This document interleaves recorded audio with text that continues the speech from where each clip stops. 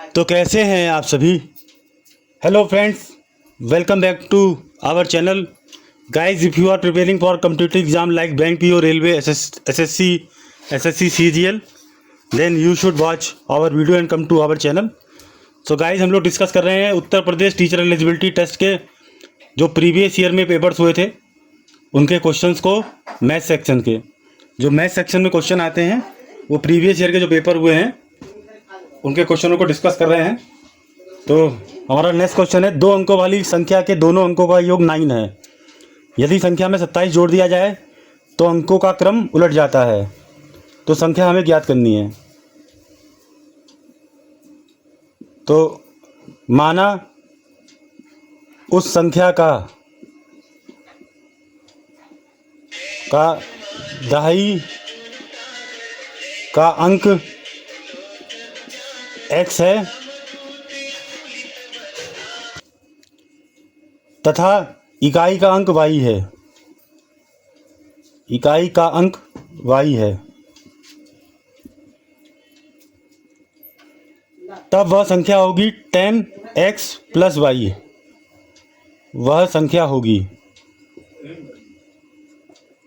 तो मित्रों, दिया है कि 2 अंकों वाली संख्या के दोनों अंकों का योग 9 है। यदि संख्या में 27 जोड़ दिया जाए तो अंकों का क्रम उलट जाता है।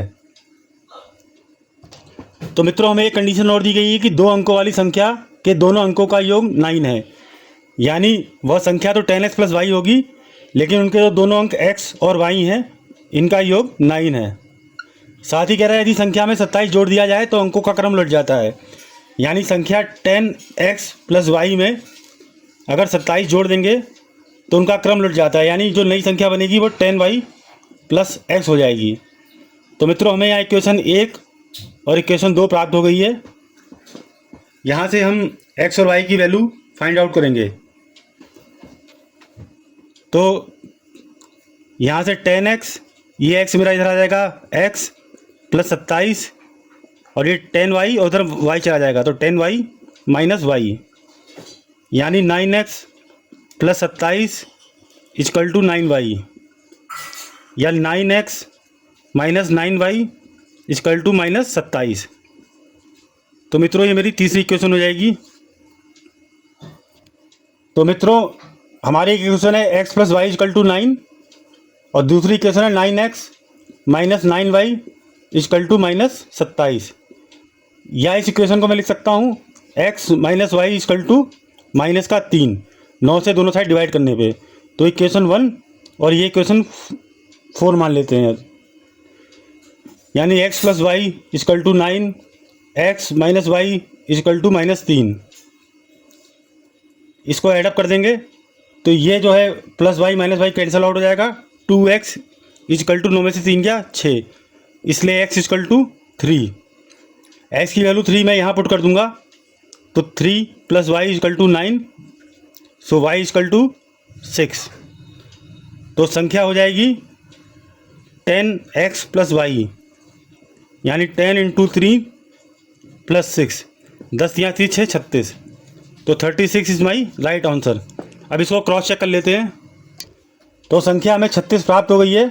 इसके दोनों अंकों का योग यानी 6 प्लस 3 कर दूंगा तो 9 आ रहा है, और अगर 36 में 27 जोड़ दूं तो 7 6 13 के 3 हाथ में आए 1, 3 2 5 1 6, ये मेरा 63 हो गया।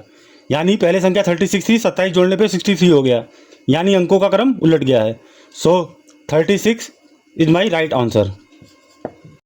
तो मित्रों, अगला सवाल है, यदि एक संख्या से 1/2 घटाया जाता है और उसके बाद 1/2 से गुणा किया जाता है तो वह संख्या 1/8 में बदल जाती है, वह संख्या है। तो माना वह संख्या x है, x है। तो प्रश्नानुसार पहले संख्या से 1/2 घटाया जाता है, तो x माइनस 1/2, यहाँ 2 एलसीएम हो जाएगा, तो 2x माइनस 1, यानी 2x माइनस 1/2 प्राप्त हुआ 1/2 घटाने पर। उसके बाद 1/2 से गुणा किया जाता है, तो ये मेरा हो जाएगा 2x माइनस 1/4। तो संख्या 1/8 में बदल जाती है, यानी ये जो वैल्यू है 1/8 के बराबर है।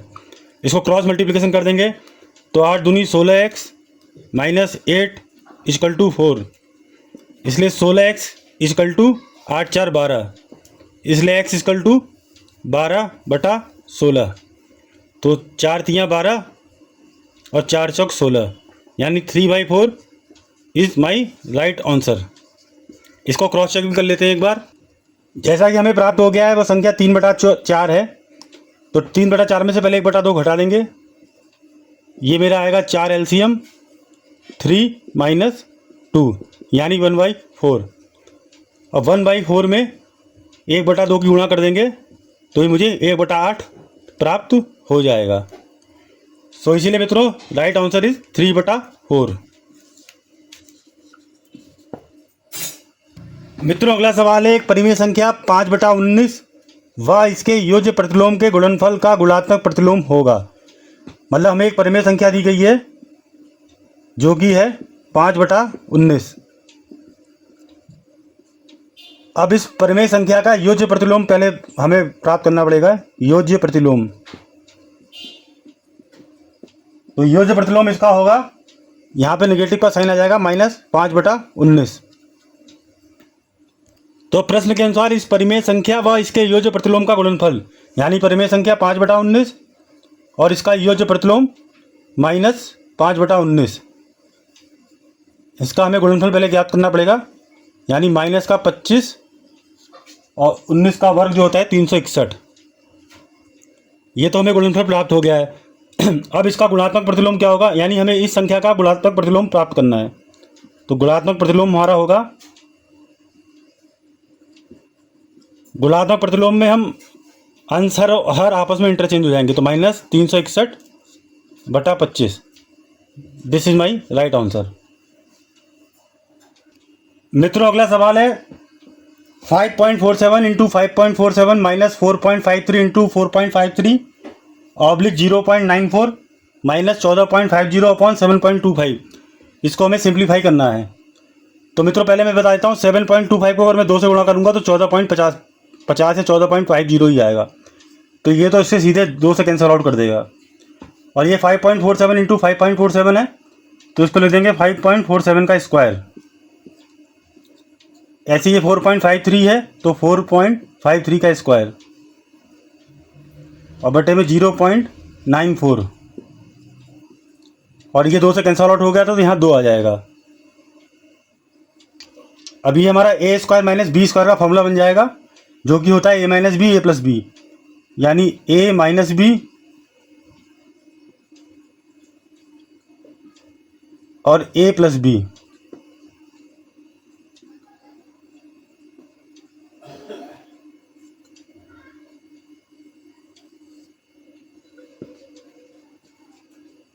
और माइनस का 2, 5.47 - 4.53, इसको घटाने पे आएगा 0.94, और 5.47 + 4.53 को जोड़ने पे आएगा 10, और नीचे हमारा आ जाएगा 0.94 और माइनस का 2। तो 0.94 और 0.94 कैंसिल आउट हो जाएंगे, तो ये आ जाएगा 10 - 2 = 8। This is my right answer. मित्रों अगला सवाल है, यदि एक झील की लंबाई और चौड़ाई क्रमशः 40 मीटर तथा 10 मीटर है तथा इस झील में 1200 घन मीटर पानी है, तो झील की गहराई ज्ञात करिए।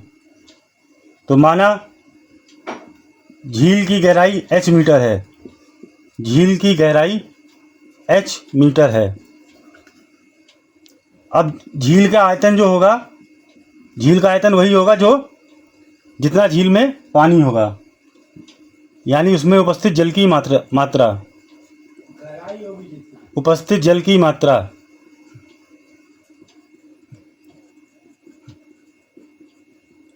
तो हम जानते हैं झील की आयतन का फॉर्मूला होगा लंबाई गुणा चौड़ाई गुणा गहराई = 1200 घन मीटर, जो दिया हुआ है हमें। लंबाई है मेरी 40, विड्थ है मेरी चौड़ाई 10 मीटर, गहराई h = 1200। सो h = हो जाएगा 1200, 40 दहा में 400 नीचे 2 सिफर कट गया, 4 तियाँ 12, 3 मीटर। तो झील की गहराई है 3 मीटर। तो मित्रों अगला प्रश्न है, ए की मासिक आय बी की आय से 20% अधिक है और बी की आय सी की आय का 30% है। यदि तीनों की कुल आय 74,700 रुपये हो तो सी की आय है। तो माना सी की आई x रुपये है, सी की आई x रुपये है, तो दिया गया है कि बी की आय सी की आय का 30% है, इसलिए बी की जो आय होगी वो सी की आय का 30% हो जाएगी, यानी x का 30%, यानी कि 3x/10 बी की आय हो जाएगी। ए की आय बी की आय से 20% अधिक है, यानी बी की आय ये है तो ए की आय जो है इसका 20% से अधिक हो जाएगी, यानी ए की आय हो जाएगी, पहले हम बी की आय का 20% निकाल लेंगे। 3x/10 बी की आय इसका 20% प्लस बी की आय यानी 3x/10, यहाँ से 3x/10 कॉमन ले लूँगा, ये मेरा कैंसिल आउट हो जाएगा, 1/5 + 1 यानी 3x/10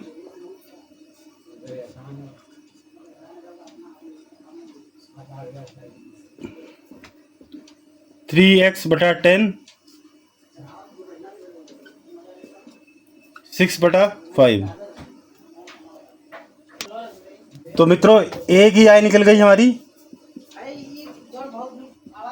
3x/10 और इंटू 6/5 यानी 18x/50।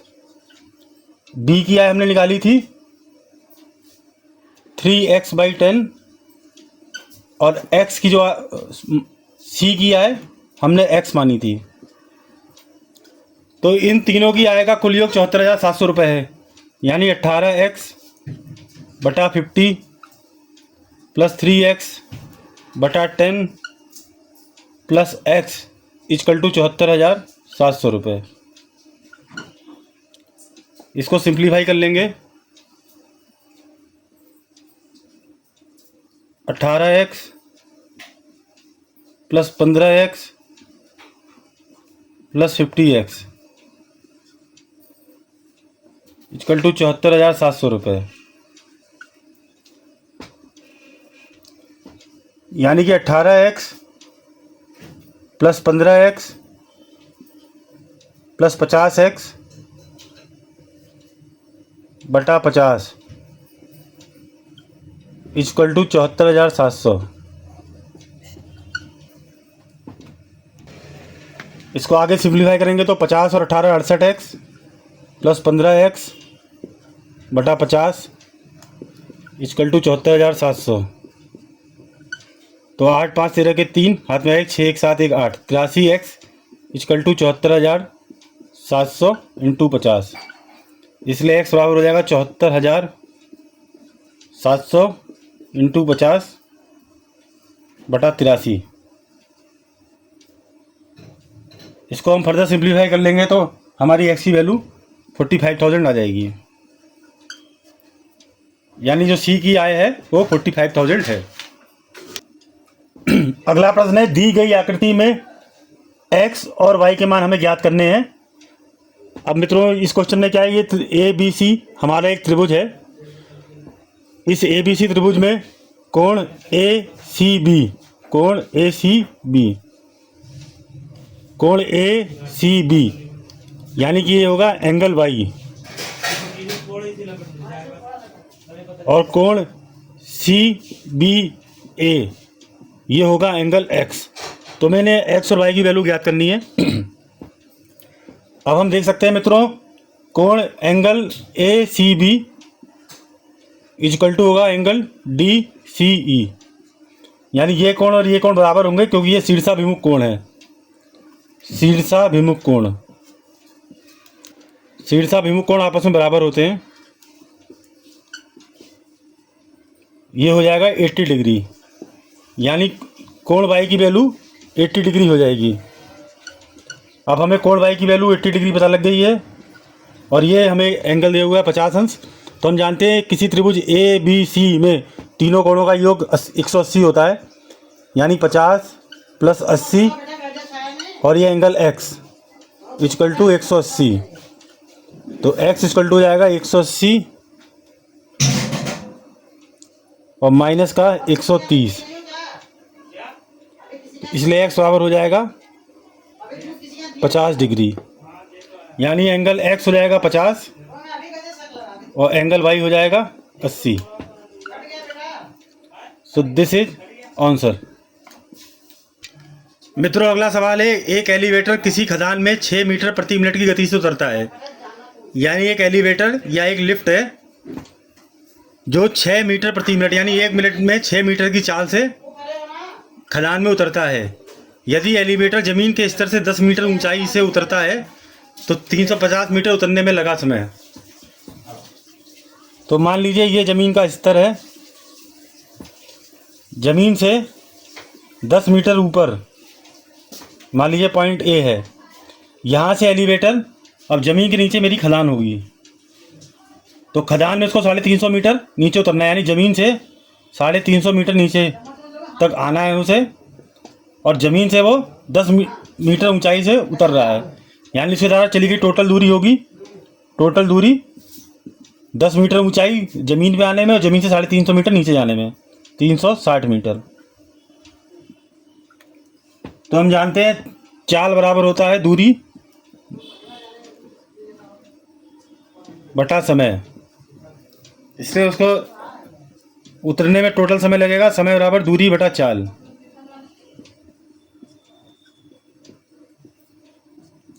दूरी है 360 मीटर और उसकी चाल है 6 मीटर प्रति मिनट यानी 60। तो टोटल समय उसको लगेगा 60 मिनट या 1 घंटा। तो मित्रों अगला सवाल है, दो संख्याओं का महत्तम समापवर्त 35 है और उनका लघुत्तम समापवर्त या एलसीएम 525 है। यदि उनमें से एक संख्या 175 है तो दूसरी संख्या क्या होगी? तो मित्रों एक फार्मूला होता है दो संख्याओं के केस में कि महत्तम समापवर्त अगर दिया हो और लघुत्तम समापवर्त दिया हो तो महत्तम समापवर्त और लघुत्तम समापवर्त का गुणनफल होता है पहली संख्या और गुणा दूसरी संख्या के, यानी दोनों संख्याओं का गुणनफल उनके महत्तम समापवर्त और लघुत्तम समापवर्त के गुणनफल के बराबर होता है। तो हमें ज्ञात है महत्तम समापवर्त 35, लघुत्तम समापवर्त 525।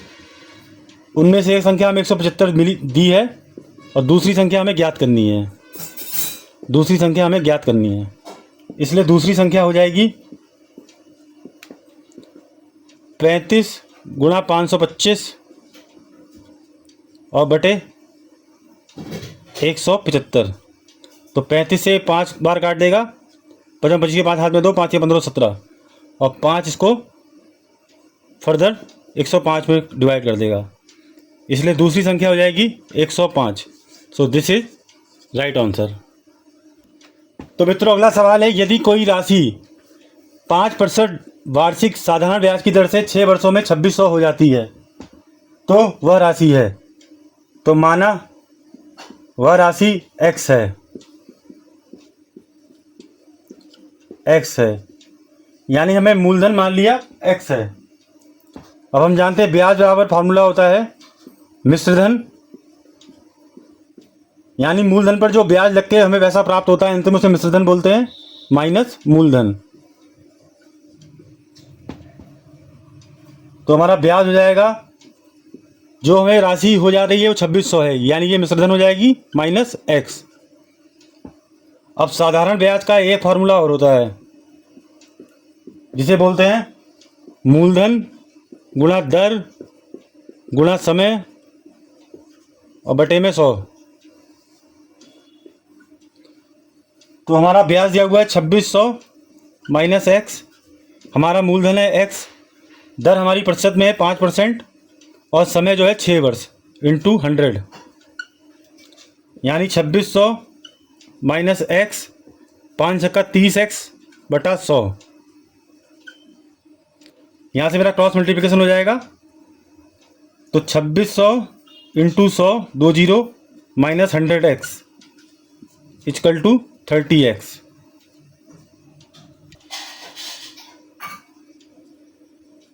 तो 2600 के बाद 2 जीरो थे minus 30x equal to 100x।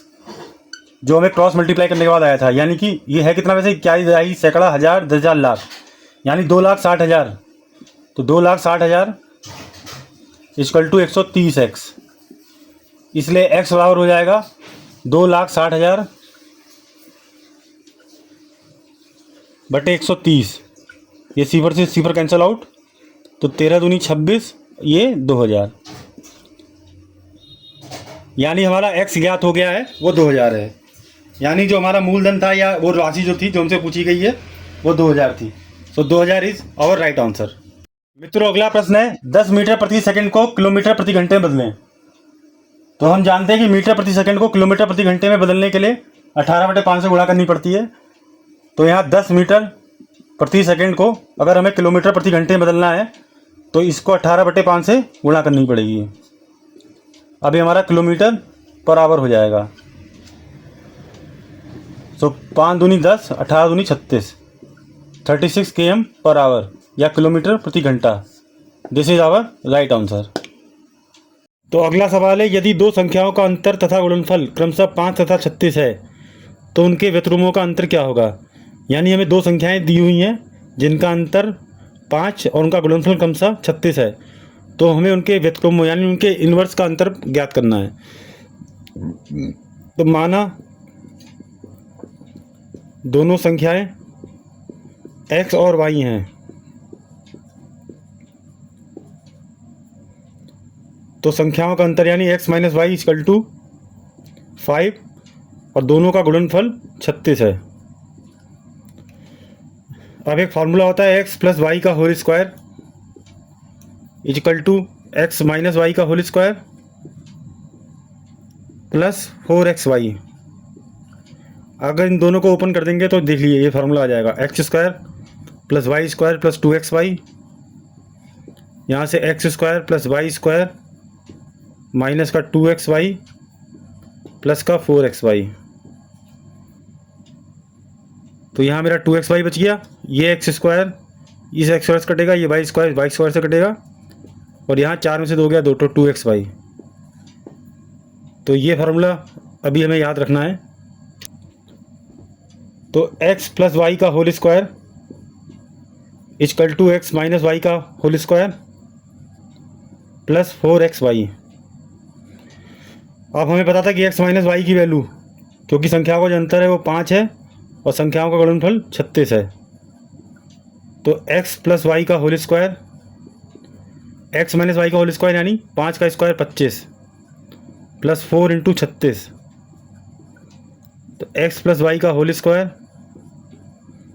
25 plus 4 3 24 के 4 हाथ में आए 2, 4 3 12 2 14, 144 यानी 169। यानी x प्लस वाई की जो वैल्यू ज्ञात होगी वो 13 हो जाएगी। तो x प्लस वाई की वैल्यू 13 और x माइनस वाई की वैल्यू 5। यहाँ से y से y कैंसिल आउट हो जाएगा, तो 2x इक्वल टू 18।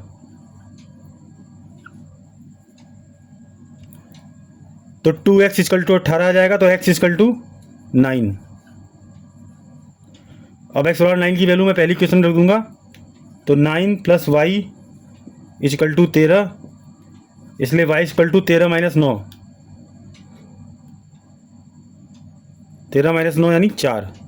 तो x की वैल्यू 9 और y की वैल्यू 4। तो हमें x की वैल्यू मिल गई 9, तो इसका व्यतिक्रम हो जाएगा 1/9। ऐसी y की वैल्यू 4, तो इसका व्यतिक्रम 1/4। तो हमसे इनके व्यतिक्रम का अंतर पूछा है, यानी 1/9 माइनस 1/4। ये हो जाएगा 36 4, यानी -5/36 इज माई आंसर। अगला सवाल है यदि 10 टू दी पावर 3x की वैल्यू 125 है तो हमें 10 की पावर -2x का मान ज्ञात करना है। तो आइए इसको देख लेते हैं। 10 की पावर 3x की वैल्यू 125 दी हुई है, तो इसको लिख सकता हूँ मैं 10 की पावर x की पावर 3, क्योंकि दोनों घातें मल्टीप्लाई हो जाएंगी और ये 125 है, इसको 5 की क्यूब लिख सकता हूँ, कोई 55 25 125। दोनों साइड हम कंपेयर करेंगे क्योंकि घातें दोनों की समान है, इसलिए 10 की पावर x की वैल्यू 5 हो जाएगी। इसको समीकरण 1 मान लेता हूँ। अब मुझे ज्ञात करना है 10 की पावर -2x की वैल्यू। तो 10 की पावर -2x को मैं लिख सकता हूँ 1/10 की पावर 2x। नेगेटिव बात जब नीचे आएगी तो वो पॉजिटिव हो जाएगी। या फिर लिख सकता हूँ इसको 10 की पावर x का होल स्क्वायर।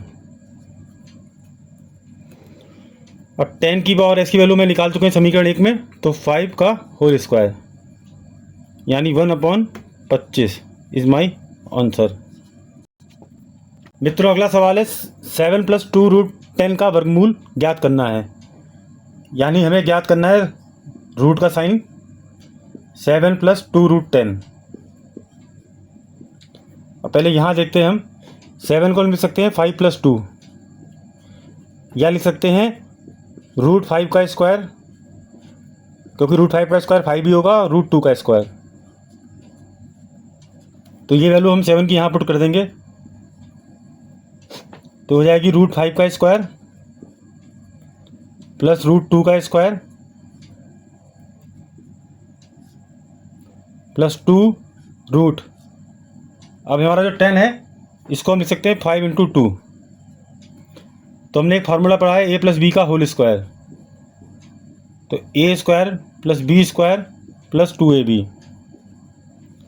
अब इस क्वेश्चन 1 में देखेंगे, यहाँ अगर a की वैल्यू √5 है और b की वैल्यू √2 है, तो अगर ये वैल्यू यहाँ पुट कर देंगे इस फार्मूले में, तो ये बन जाएगा हमारा √5 का स्क्वायर प्लस √2 का स्क्वायर प्लस का 2 √5 × √2, या इसको लिख सकते हैं √5 का स्क्वायर प्लस √2 का स्क्वायर और प्लस का 2, ये √5 × √2 एक ही रूट के अंदर आ जाएगा, तो 2/5√2। तो समीकरण 2 से हमारा प्रश्न बन जाएगा √5 + √2 का होल स्क्वायर और इसका रूट। तो हमारा आंसर बन जाएगा √5 + √2। मित्रों अगला सवाल है 12, 10, 12 को 12 से भाग देने पर शेषफल क्या होगा। तो हमें डायरेक्ट 12, 10, 12 को 12 से भाग देना है। तो आइए 12 से 12 देखते हैं। 12 × 12 कैंसल आउट हो जाएगा।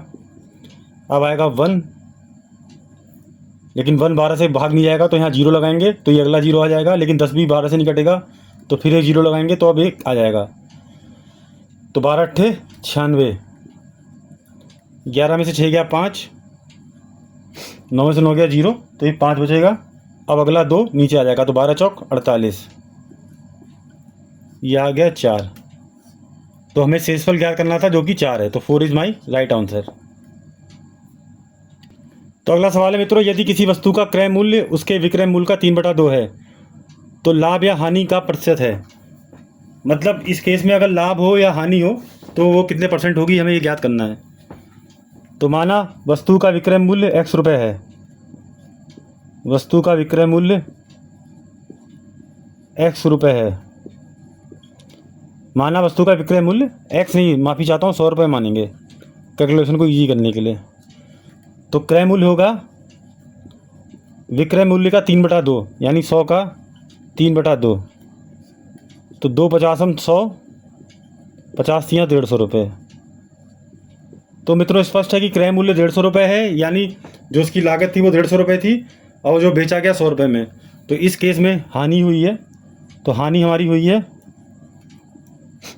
150 - 100, यानी 50 रुपये की हानि इस केस में हुई है। लेकिन मित्रों हमें ज्ञात करना है कि हानि का प्रतिशत कितना होगा। तो हानि की प्रतिशतता होगी जितने रुपए की हानि हुई है × 100 बटा क्रय मूल्य। हानि है हमारी 50 रुपये की, क्रय मूल्य है 150 रुपये, तो 50 या 150, 100/3%, या लिख सकते हैं 33 सही 1/3%। So this is my answer. तो मित्रों अगला सवाल है, यदि a/3 is equal to b/4 is equal to c/7 तो a प्लस बी प्लस सी बटा सी का मान क्या होगा। तो हमें दिया गया a/3 is equal to b/4 is equal to c/7। इसको मैं बराबर के मान लूँगा। तो यहाँ से a की वैल्यू 3k, b की वैल्यू 4k और c की वैल्यू 7k हो जाएगी। अब इस वैल्यू को मैं अपना यहाँ पर रख दूँगा, यानी 3k plus 4k plus 7k oblique 7k। ऊपर से k कॉमन हो जाएगा तो k 3 प्लस 4 प्लस 7 और नीचे 7k। इस k से कैंसिल आउट हो जाएगा। तो 7 3 10 4 14 बटा 7 यानी 7 दूनी 14। सो 2 इज़ माई राइट आंसर।